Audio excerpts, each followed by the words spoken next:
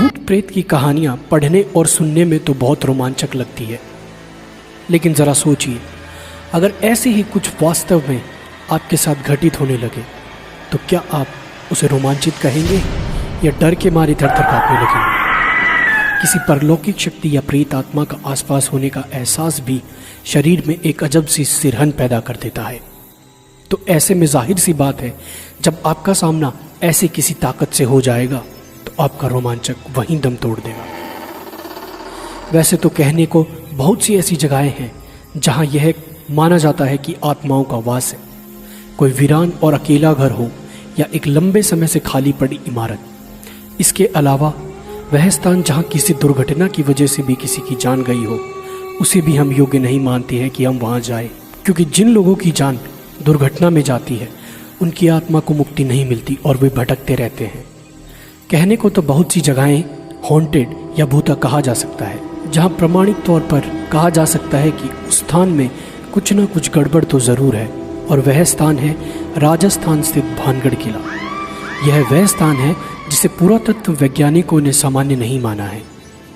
तभी तो राज्य सरकार द्वारा भानगढ़ किले के चारों तरफ व बाहर चेतावनी के तौर पर एक बोर्ड लगा हुआ है, जिसमें साफ साफ लिखा है कि सूर्य उदय होने से पहले और सूर्यास्त के बाद कोई भी इस किले में नहीं रुकेगा और नहीं आएगा। तो आखिर भानगढ़ में ऐसा क्या है जो आम जन को वहां रात के समय जाने से रोकता है?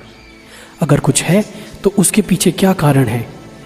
हालांकि कोई भी पुख्ता तौर पर वहां घटने वाली दुर्घटना का कारण नहीं बता पाया, लेकिन स्थानीय लोगों के बीच प्रचलित है कुछ कहानियां जो साबित करती है कि वहां कुछ ना कुछ तो जरूर हो सकता है। लोगों का मानना है कि बहुत समय पहले इस स्थान पर रत्नावती नाम की बहुत सुंदर राजकुमारी रहती थी, जिस पर काला जादू करने वाले तांत्रिक की कुदृष्टि थी।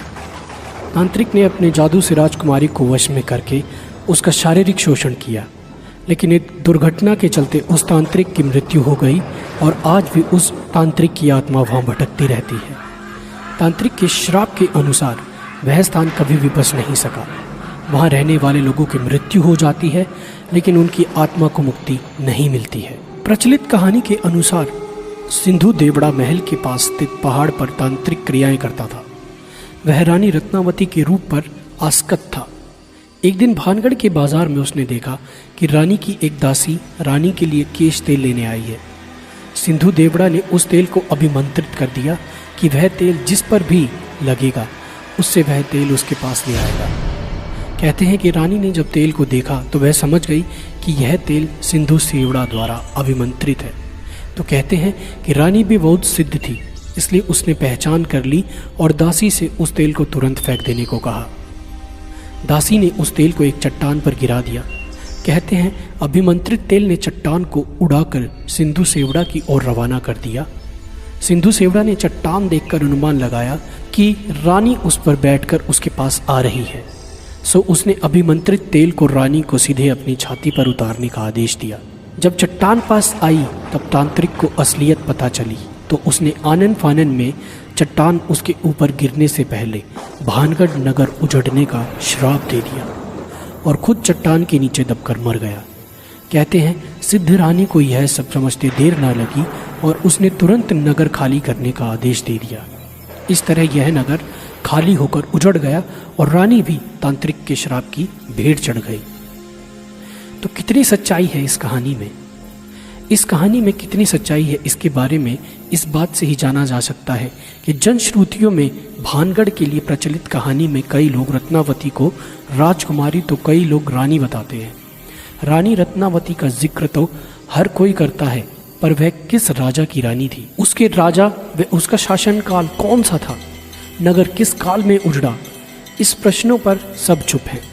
अक्सर लोग इस नगर व किले को 400 वर्ष पहले उजड़ा बताते हैं, पर किले में मिले विभिन्न राजाओं के शिलालेखों की तारीख देखने के बाद उसके उजड़ने की समय सीमा काफ़ी कम हो जाती है। पर बहरहाल बात चाहे जो भी हो, इस फोर्ट को या इस भानगढ़ के किले को अब भी लोग सबसे ज़्यादा डरावना मानते हैं, या कह सकते हैं कि भारत का सबसे प्राचीन स्थान जो भी है जिसमें भूतों का निवास होने की पूरी आशंका या जहां भूत विराज करते हैं, वो भानगढ़ का किला ही है। तो ऐसी ही और महत्वपूर्ण जानकारियों व रोचक तथ्यों के लिए हमारे चैनल फ्रीकनेस को सब्सक्राइब करें। व यह वीडियो आपको कैसा लगा हमें लाइक व कमेंट करके ज़रूर बताएं। धन्यवाद।